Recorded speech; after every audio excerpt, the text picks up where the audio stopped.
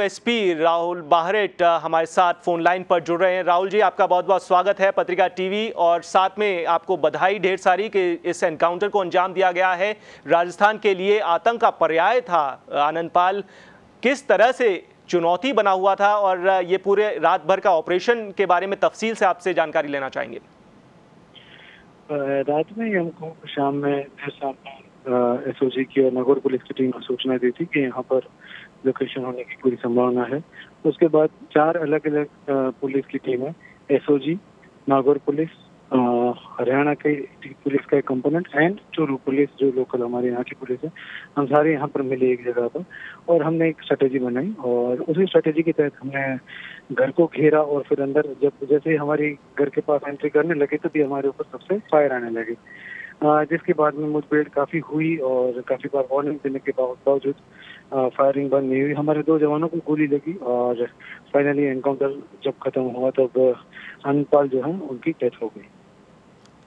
राहुल जी, आपसे भी सवाल वही पूछ रहा हूं कि क्या पुलिस की कोशिश ये थी कि किसी तरह से आनंदपाल को जिंदा पकड़ा जाए, और क्या कुछ परिस्थिति बनी कि वाकई एनकाउंटर करने पर मजबूर हो गई राजस्थान पुलिस? क्या कुछ घटनाक्रम चला, इस बारे में बताएं कि क्या जिंदा पकड़ने भी की कोशिश की गई थी? बिल्कुल की गई, खूब वार्निंग दी गई और हमारे जैसा कि आपने देखा 2 जवानों को गोलियां लग चुकी हैं। और इसके बाद मतलब एक चीज तय थी कि ये किसी भी स्थिति में जो है सरेंडर वाली स्थिति नहीं बन रही थी और काफी हैवी फायरिंग इनकी ओर से आ रहा था, जिसके बाद में घटनाक्रम हुआ है। राहुल जी, हुलिया क्या रहा एनकाउंटर के बाद? आपने देखा होगा एनकाउंटर के बाद की तस्वीर, जिस तरह से सभी के सामने एक तस्वीर आती है आनंदपाल की, बड़े बाल, दाढ़ी वाला शख्स, लेकिन क्या किस तरह से उसने हुलिया बदला था पुलिस को गच्चा देने के लिए?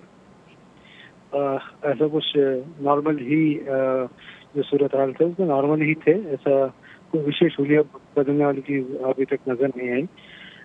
बाकी अभी क्योंकि मौके पर कार्रवाई चल ही रही है तो पूरी कार्रवाई होगी, बाद में और डिटेल में बता सकता हूँ। जी जी, चलिए धन्यवाद राहुल जी, हमसे बात करने के लिए, पत्रिका टीवी से बात करने के लिए।